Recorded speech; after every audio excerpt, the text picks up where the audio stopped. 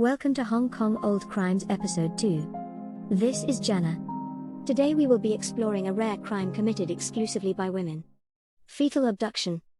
Fetal abduction is the rare crime of extracting a fetus from a woman so as to claim the baby as one's own. Between 1974 to mid-2022, 36 cases were recorded internationally. Among the 36, only 8 cases were reported outside the US.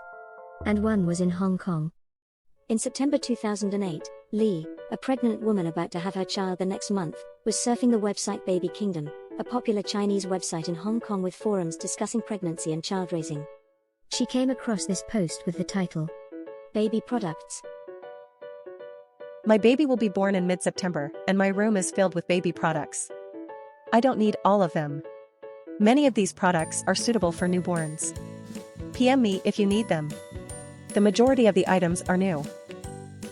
It was posted by someone called Minnie Tong Tong. We will call her Minnie for now. Lee was interested in getting the products and exchanged contact details with Minnie.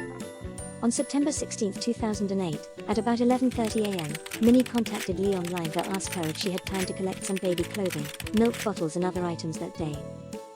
They agreed to meet in Fanling. From there, they went by taxi to Minnie's home at Block 10 of Floral Plaza. They arrived at Minnie's apartment. Eventually, Lee chose 2 bags of baby accessories, including some clothes and milk bottles. When's your due date, Minnie? It's actually 2 days later. When's yours? Next month on 19th. I'm so excited! By the way, how much would that cost? Oh, don't worry about it. These were gifts for you. Thank you so much. Carrying the 2 bags of freebies from a generous stranger she met online, Lee happily walked out of the flat and waited for a lift. Then Minnie said, Actually, I had a cot that may fit your place. Why don't you come back in and have a look? The 2 went back inside and looked at the cot in the master bedroom. Lee measured the cot, and it fit. But then she was heavily pregnant, and carrying a cot was too much, so she asked to come back for the cot later. Just when she was leaving the apartment, Minnie screamed, Aya! My back and my belly, so painful! Lee immediately went to check on her. Minnie's face was contorted by pain. Lee carefully walked her to the sofa. Minnie turned on her massager to relieve the pain. She also asked Lee to help her massage her back and waist. This is not working. I'm still in pain. Minnie stood up and held the massager in her hand and walked about while making painful sounds. I think you might need to call an ambulance. Just go to the hospital. I mean, you are due in 2 days. Better be safe than sorry. Minnie called for an ambulance on her mobile phone. Halfway through, Lee felt her right shoulder had been struck. She turned around and saw Minnie holding the massager in both hands. Minnie immediately apologized. Sorry, the massager had slipped from my hands. Let me go to the kitchen to get you some water. Why don't you call your husband and let them know about the pain? Oh, he usually came back at around 7. It's 6:45 now. He should be back soon. Lee decided to wait till her family came back. To distract Minnie, Lee kept chatting with her. Lee even read Minnie a baby book. It was 7:30 p.m. now. Lee decided she may well wait till someone arrived home. Oh, the baby is kicking again! Lee said with a smile on her face. Wanna feel it? Come stroke my baby bum. Minnie placed her hand over. Out of nowhere, Minnie shouted, I'm scared! In a flash, Minnie used the cord from the portable massage to strangle Lee. She placed the wire around Lee's neck and pulled it tight. Lee fainted.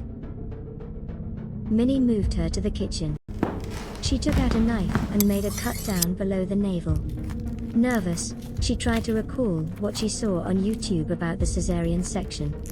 Blood was seeping out from the cut.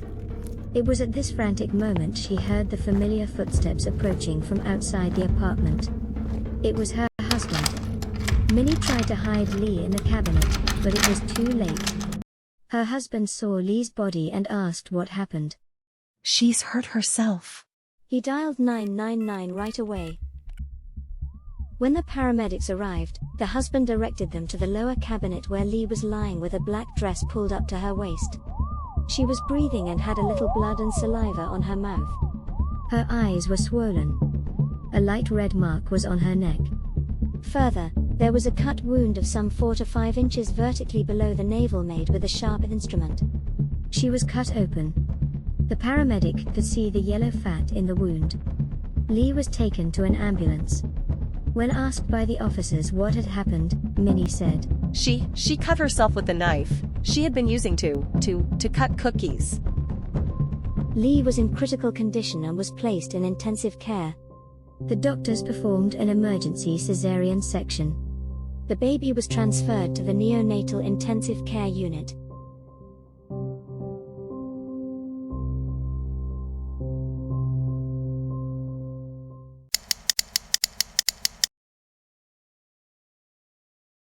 It turned out Minnie's real name is Leung Ting. She was 26. While she claimed to be pregnant, her baby bum was made of a bunch of cloth. Her story started in October 2007 when one of her colleagues announced her pregnancy. 2 months later, in early December, Leung announced that she was pregnant as well. The two would frequently discuss child-rearing. In January 2008, Leung said that she was carrying a boy. No one suspected anything unusual about the pregnancy as her abdomen appeared to be large. But whether Leung was actually pregnant is a mystery. She went to the Dr. Wong Chi-X, who issued a certificate on January 12, 2008, to confirm her pregnancy. The certificate indicated that Leung was pregnant in December 2007 and that her expected date of confinement would be September 13, 2008. That's how Leung was able to provide a copy of a pregnancy test certificate to her company for maternity leave later. But then reporters discovered that the doctor would provide the certificate only based on the urine sample, meaning that Leung could have tampered with it to fake a positive. Leung claimed she had a miscarriage in January when she could no longer feel the baby's heartbeat. That's when she decided to keep on faking the pregnancy so she won't be blamed for losing the baby like last time. She claimed that back in 2004, she suffered a miscarriage after 2 months of pregnancy. She hid the miscarriage until her husband discovered it sometime later. Her husband, instead of comforting her, had spent much time taking care of his mother, who fainted upon hearing the tragic news.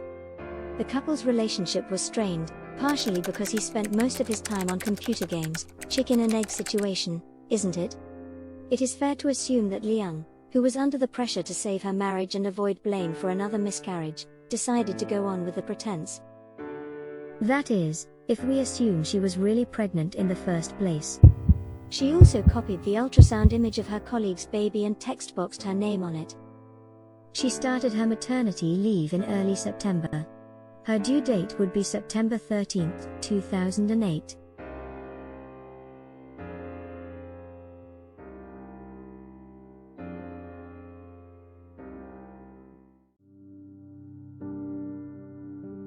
About the attack, Leung gave various accounts of that day.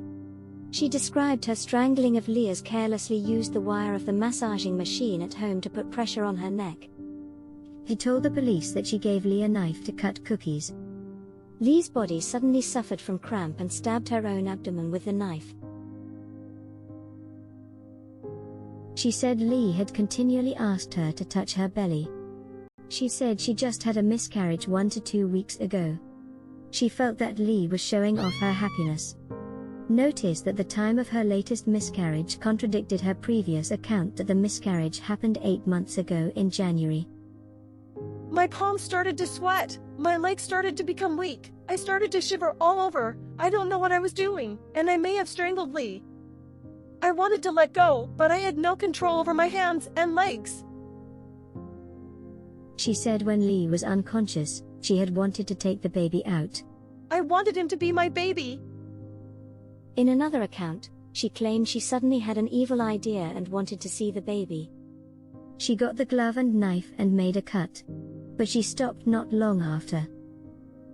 I thought it over. It was no use, not the baby of me and my husband. The trigger of the attack was jealousy. It was so easy for Lee to have a home and a baby. I came from an unhappy family. I worked wholeheartedly, still not getting what I deserved. Lee remained in intensive care for 4 days and was transferred out on September 20th. The baby suffered from irreversible brain damage as a direct consequence of the attack.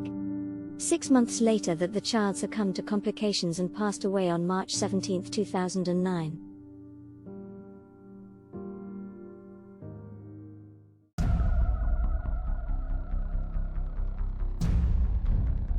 While Lee insisted the attack was not pre-planned, the prosecutor did not think so. Her laptop was examined and revealed searches on the internet. September 6, 2008, cesarean, method of cesarean. Pros and cons of cesarean section, certificate proving birth at the hospital, delivery stitch. September 7th, a question about missing person. Delivery scissors, cut the lower part during giving birth to a baby. September 8th, make somebody fall into a coma caused by thinner, turpentine, chloroform. September 16th, bash head, could bashing one's head really cause one to fall into a coma? If a person who is sleeping soundly happens to smell chloroform, will one fall into a coma? Where can chloroform be bought in the new territories? Detail please. She also watched videos of cesarean section and dogs giving birth online. Yeah, Google pretty much did all the detective work. Leung explained that she had thought she needed chloroform as a glue to make a plastic box as a present to her husband for his models. The rest of the searches were just out of curiosity. But fetus snatching was probably not Leung's first choice. Earlier in August, she posted on Baby Kingdom asking if anyone in the advanced pregnancy stage wanted to get rid of her baby and start over again. Most misunderstood that Leung wanted to abandon her own baby, so they asked her not to. She also had invited other pregnant women to her home before. No less than 5 moms-to-be were contacted. But 2 were excluded, possibly because they were carrying a girl and not a boy as Leung needed. The 2 others were accompanied by family or husbands, so maybe that's why nothing happened. 5 days before Leung's due date, she made a last-ditch effort by asking for single moms online needing baby products. Leung's background may explain her extreme actions. Her mother gave birth to her at 16. She preferred mahjong over her. When she was 5 years old, her parents talked about divorce and they didn't want to live with her. Since then, she lived with her paternal grandparents, who loved her a lot. But she never saw her mother again. Her father, while still providing for her, did not see her much after remarrying. She had always felt jealous towards other children and once held a knife in anger on seeing a newborn being held by her grandparent. In her late teens, she had an abortion. She met her husband online and after a few months of dating, she got married in 2003. She was 21. However, she felt neglected, especially after the first miscarriage. Sometimes, she heard baby cry at night. The desire to have her own family, to save her marriage, to avoid being abandoned again drove her to do the unthinkable. The verdict. In the end, Leung admitted to the charges of causing grievous bodily harm with intent and manslaughter. In May 2010, she was sentenced to 10 years in jail, meaning that she was probably released before 2020. Lee was unlucky, but she escaped a narrow death. In the 36 cases of fetus abduction, 26 of the victims died during the attacks. For the 36 fetuses involved, 25 survived. While this case is the exception, when the mom survives, the baby usually survives. When the mom dies, the baby's survival rate is about 60%. The world is made up of people of all kinds, each with different experiences and traumas. Some people can heal, some people just can't. It doesn't take a monster to do bad things, sometimes all it takes is enough pain and a chance. Be aware of people you meet online and offline. People are always more complicated than we think. This is the end of today's story. See you next time.